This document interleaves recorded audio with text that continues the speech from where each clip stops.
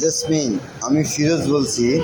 তোর সাথে যতজন জড়িত আছে, হাসান, সোহাগ, অফিসের বস, মাসুদ মামার বাসার ভিতরে তুই অবৈধ ব্যবসা করতি।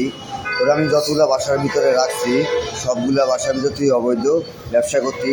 আমি ফিরোজের অজানাভাবে আমি সবাই যতগুলো বাসা ধরে রাখছি, প্রতিটা বাড়ির নামে আমি মামলা করছি।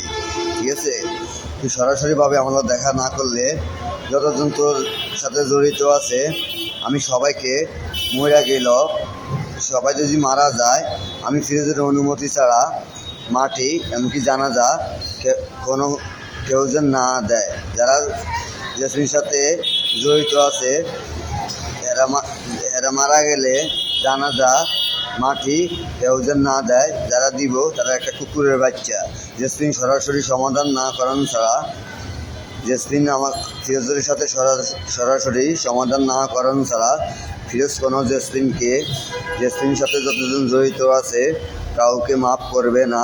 মইরা গেল মাটি জানাজা করতে দিবে না যতক্ষণ পর্যন্ত ফিরোজের সাথে জেসমিন সমাধান না করব।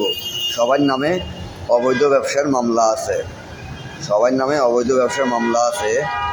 এখানে সরকারি বেসরকারি জনগণ সবাই